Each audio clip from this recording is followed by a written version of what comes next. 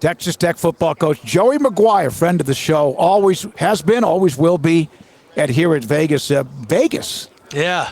How cool is that? Yeah, it's been fun. We got in yesterday. It was kind of a blur yesterday, but here we are today and tomorrow. And I was just talking to you before we started this. And you were, where were you, Dominican? I was in the Dominican Republic for a week with the family, and man, great vacation. Well, but on the day they announced or showed the uniforms, the Adidas unveiling, the Patrick Mahomes and all that, you didn't leave the pool, but you didn't leave your phone either, did you? I didn't. I got in trouble a couple of times, but I told Debbie that morning, whenever this thing goes live and they start sending stuff out, I'm going to be retweeting and commenting and also using it in recruiting. So I literally, I had my phone. I was sitting in the pool, and it was just constant. Do you? I mean, Patrick Mahomes behind this, right, and help facilitate the whole thing, which there's not many, like, a lot of people love their their alma mater, but my gosh, to facilitate an apparel deal and to do all those things, and that's going to help you recruiting. You don't have to be like, hey, you've heard of Patrick Mahomes, right? You don't have to go back in the history. No. Yeah, it's got to be huge for you guys. Yeah, it is, and he's been absolutely incredible. I mean, and that was a big part of it. When we sat down with Adidas, it was like, hey, this is awesome. Y'all have some incredible apparel, and this is great, but we got to go bigger than that. We got to think bigger than that. This is something that is one of his dreams, and man, I was just excited to be a part of it. And I think with Kirby, and myself really pushing along with him, it made a big difference. And there's more to come. There's some exciting things that are going to happen with that. All three of the logos with Adidas, Texas Tech, and Patrick Mahomes. Speaking of that, are you going to sell that suit online? No, man. That's nice. I don't know when I'm going to wear it, but I wonder if that looks. It got that little. Sometimes when you get I bet it's probably shimmering a little bit. Yeah, you can scan camera. the code maybe or something like that. It looks like one of those barcodes. I love it. So here we are. I mean, 16 teams. 8 of the 16 are brand new. 8 of the 16 of the last couple of years. Is it hard to keep up with? Man, it's exciting to keep up with. It's different. You're looking at different areas of who's recruiting who. I definitely think it also opens up the state of Texas bigger. Like kind of whenever A&M went to the SEC, I thought that it opened up, being a high school coach, it opened up the door. I think it does the same thing. Utah's always done a great job recruiting the state of Texas, but now you see Arizona State right now, and they're doing a really good job. And so it's going to be interesting. And then I think it could open some stuff up. We're primarily going to stay in the state of Texas, but there's going to be some chances for us to get some kids outside of the state also. Well, isn't that where you kind of get the cherry on top of what you want, where, maybe it's not a great year for linebackers or running backs in Texas, or, all the guys are juniors. But if there's somebody in Louisiana or Arizona or whatever, now that they're in the loop, that's where you can just go and go, all right, well, he's not from Texas, but dang, we're glad we got him. Yeah, I think that's a big part of it. I mean, you can kind of see a little bit of ours this year. Can't talk about anybody specifically, but there's been some things to where it's been opened up some different states to us because of the new Big 12 and expanding to having the new 8 come in. It gives us a chance to. I mean, you said it perfect. There's going to be years that the state is strong in some areas, and there's going to be years that there might only be 1 or 2, and there's a lot of people fighting for those 1 or 2. So you've got to be able to open up your doors to some different states and go get some really good football players. That's where you cut your teeth. That's your bread and butter, what you did at Cedar Hill, but also being a part of that Texas High School Coaches Association. Is it sometimes still hard to fathom how much talent is in this state? It's one thing. Don't want to discount any state. I know there's great high school football played everywhere, but there's very few states. I would say less than 5 that you could say, if I got the number 1 players at each position every single year over 4 years, you can win a national title and not leave your state. Very few like that. And Texas has that. Texas has a spot to where you can get every single position and at a high level. The Coaches Association in Texas is different. I grew up in Florida, and so the UIL and what they do here, and everybody has their problems with things and bureaucracies Right. and all that, but at least the uniformity and the togetherness that you have as coaches is different in Texas than anywhere else. Does that make it easier to talk to coaches and recruit than maybe in other places? Because it's chaotic in a lot of places. They don't really know what they're doing like Texas does. Well, number one, you're going to go into a high school, and the coach is going to be in that high school. Yeah. Right. There you go. That's one thing that's it's not like that. I mean, I always reminded my first couple years in college, and whenever we'd go outside the state to recruit, I would always remind my high school buddies, like, you really don't understand how lucky we have it in the state of Texas, that you can be in the school, that's your full-time job, that you're not doing something else, and you get to be around your players, 24/7. And so the association, the UIL, the strength that they have and what they do for this state of Texas is absolutely incredible. What are some things, a to-do list that you have to get done this year for Texas Tech to play for a Big 12 title? Well, one right off, and I'll be Captain Obvious. I'm not a betting guy, but I would have bet my paycheck I wouldn't have had to play 3 quarterbacks year one and had to play 3 quarterbacks year two. If we could protect number 2 and Baron Morton, then we've got a great chance. That solves everything. Not saying that other guys aren't going to play. I mean, we have a kid in Cam Brown that we're going to play a lot in a lot of different areas at quarterback and in some different positions. But, Baron's got to be healthy. He's got to be able to, start the game and either end the game or I take him out because, we're in a good situation. And so I think that's number one. Well, I mean, it just makes it easier for everybody. Like, you might feel great about your quarterbacks, but everybody's different, Right. You have to change your game plan for that. And then coming back from injuries and the overlap, like it's got to be confusing top to bottom for everybody, coaching staff and the team.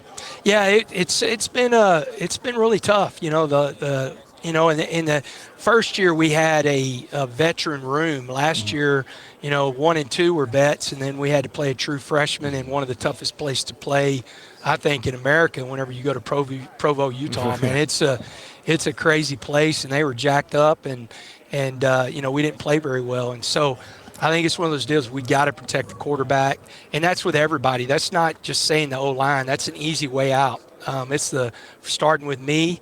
Zach Kitley with the play calling, and then, we've talked to Baron a lot about, hey, look, you're going to have to get down. That's not who he is. He's kind of a gunslinger. You're going to have to throw the ball out of bounds at times, and, you're going to have to check the ball down. And it's going to change a little bit of who he is because, man, he's a gunslinger. He likes to extend plays, and, he's always looking for the touchdown. Or give Taj Brooks 50 carries a game, right? Yeah, we're going to do that too. We're 1,167 yards to tie it and 1,168 to break the record, and we're going to do it. How would you describe him?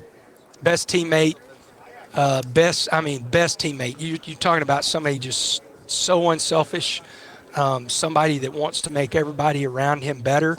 And then, man, he is the brand, man. He goes out every single week and just performs. And a perfect example, I mean, he could have broke 100 yards in the bowl game, and he was like, no, Coach, I'm good. That would have made him that much closer. He knew he was coming back, but he was like, hey, let's give somebody else some touches. And so it's just kind of one of those deals, man. He's such a great teammate.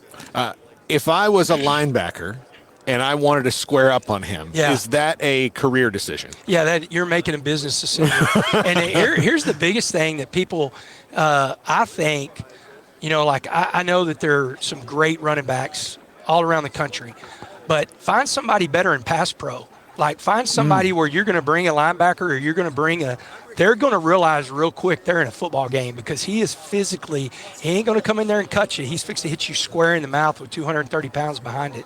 And that's where I think a lot of people discount, where I think at the next level he's going to really excel is because he's going to be an every down back. Well, that means he likes it, right? Yeah, yeah, he likes to like a lot of backs. You're like, you have to block, and like, what? That's not what I want to do. No, sounds like he likes it. He likes it. He likes contact. What's his body like after a game? Is he one of those that heals pretty quickly or recovers pretty quickly because he's a big bowling ball yet very, very he's an athlete too. I mean, obviously a hell of an athlete, Right. but is he one of those that has to take a couple of days or is he ready to go right off the top?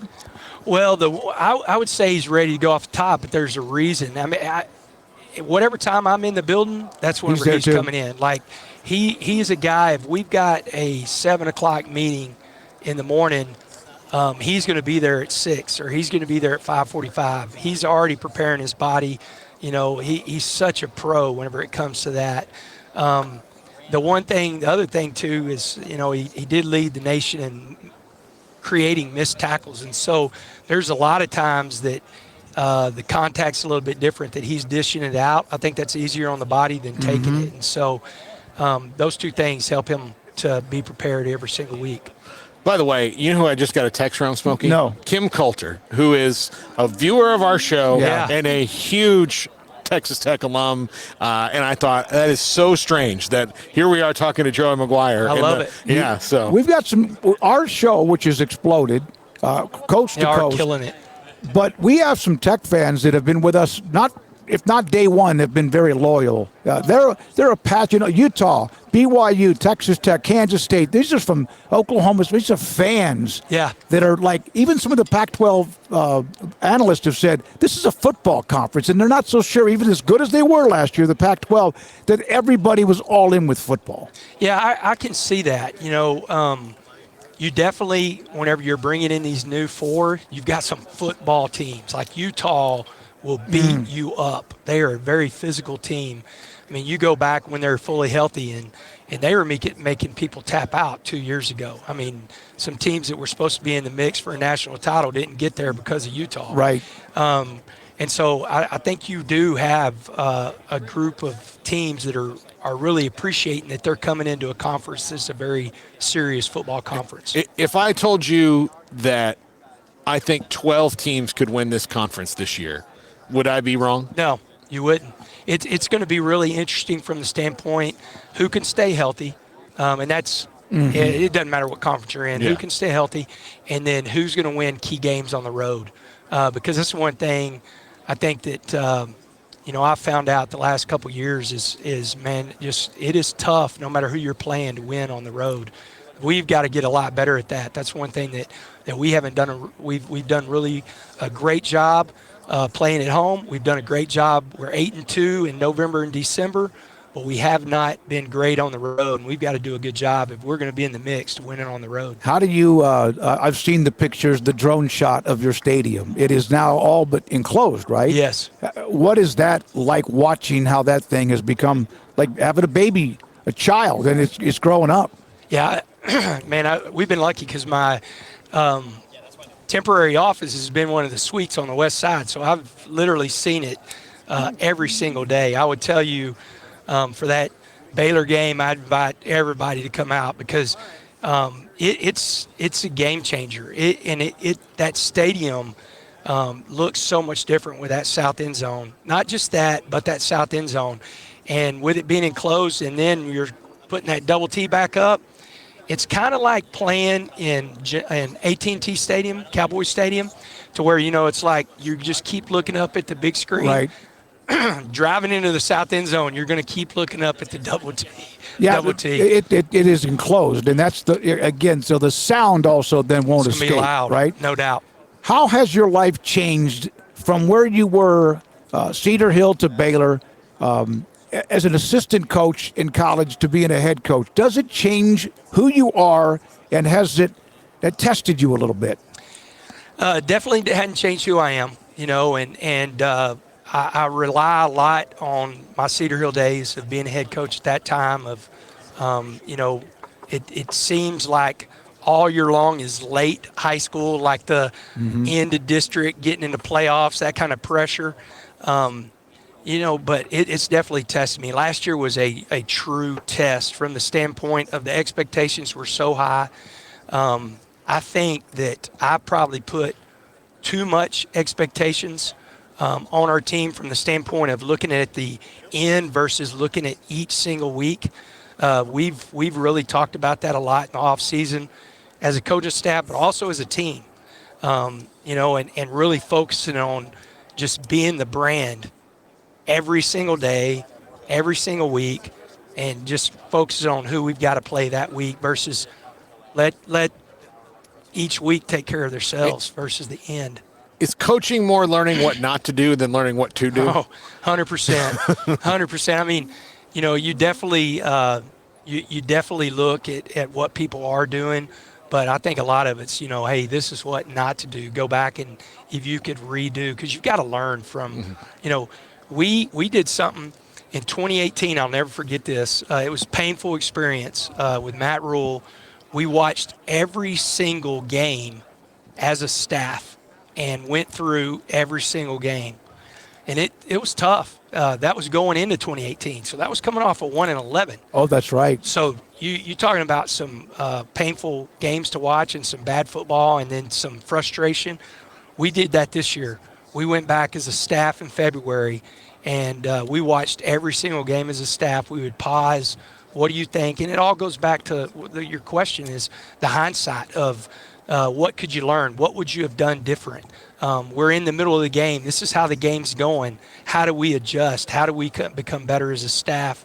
And I think it's going to help us. I think we grew as a staff with that week. Watching film, is it more truth serum evidence for a player or a coach? I think if you're doing it right and you're taking an honest look at yourself, it's both. I think players, there's always the Tell the Truth Sunday after the game, and we're actually, none of my coaches are fired up about this, but Monday we're going to do the same thing. Every Monday, 9 a.m. staff meeting. As soon as the staff meeting's over, we're going to rewatch the game as a staff and see where we could have done things different or things that we could build off of for the next week. Where'd that come from? Just after doing it, the amount of arguments, the amount of questions that were brought up, I was like, this is going to be a painful experiment, but we're going to do it every Monday. Nobody's fired up about it. But because it is. I mean, it is tell the truth, and it's everybody. It's different whenever you're watching game as an offensive staff and you're watching the offense and you're grading the players. But all of a sudden now everybody on staff's in there. It's your peers, and now you're being questioned like, okay, why did we do this? Yep. Or what could we have done different? And it's uncomfortable, but uncomfortable helps you grow. Look, as people who are on camera every single day and have to go back and watch ourselves. Yes. Like, it is one of those things where you're like, man, I thought that went well. And you're looking like, what was I doing with my hands? Yes. Like, what was I doing? Why did I do that? That's very low stakes compared to what you're doing. It's like, why did you call this play? Right. Or why did we do this? Yeah, it's probably like going to the dentist every Monday, I would think. It's going to be. I'm just hoping the good thing is we win. Those games are a lot easier to watch. Are you having fun? And I know there's not many of these jobs in America. And now you have 4 power conferences. And so there's like 60, 70, 80, what did I say, 80, 70. Is it everything you thought it would be? Because you can be excitable. Yes. That's kind of your MO. And so you're going to sometimes maybe say things that in the moment, how excited you are, Texas a couple of years ago, and then you learn from those things, right? Is that what you're saying? Yeah. It's everything I thought it would be, man. I am as happy as I've ever been in my life. I'll tell you a quick story. I don't know if I've told you this, but we're 3-5. It's a Tuesday. I might have told you this. I called home and I said, hey, I'm on my way home. And Debbie goes, you got to start winning some games. And I was like, well, yeah, no doubt. But her point was she loves where we live. She loves the friends that she's made in Lubbock, Texas. And, we're really, really happy. We love that place. And so we are happy, but it's all about winning. At the end of the day, if you're a coach and there's a reason you do this, when you kick that ball off, it's all about winning that game. Every dollar for NIL, every dollar to the stadium, every dollar for everything, there's a commitment there. They expect results, right? No doubt. It's funny. I took a tour of the South End Zone. This has been probably January. And I asked Logan, who's over the project, I said, Logan, I need my staff to do this. Can we do this next week? And he goes, yeah, why? I said, because I want them to understand what this university is putting behind us. And so the commitment, there's no doubt. I mean, I think we're moving in the right direction, but you don't have the NIL base that we have. You don't have a $250 million project being built. 7-6 is definitely not good enough for me, but 7-6 is not good enough. And so we've got to do better, and we've got a great opportunity to do that. Do you feel like Kyle Whittingham was on with us earlier about he feels like it's going to be within 2 to 5 years that there's going to be a super conferences? You hear that whatever it's called. Craig came up with that term like a couple years ago. Is Texas Tech in position to make sure they're a part of that? And do you even have any idea what that means? I think it's my job and our staff's job to back up what our university is doing, because if you look at everything that the university is doing, when you're talking about the facilities, when you're talking about the commitment to revenue sharing, when you're talking about all of that, everything's in place to win. Now we have to go do it. And, that's my job. I think we're putting ourselves in that position. And I agree. I mean, I think Chip Kelly said it at one point last year that we need a football commissioner, if that's where it's going and stuff like that. I thought it was very interesting. I mean, I think it's something that is going to be looked at some point. And you got to win to put yourself in that position. Joey, thank you. Always great to see you, buddy. Good to see you. Great seeing you guys. Joey Thank McGuire, head football coach at Texas Tech. We're in Vegas, Big 12 Media Days, 365 Sports.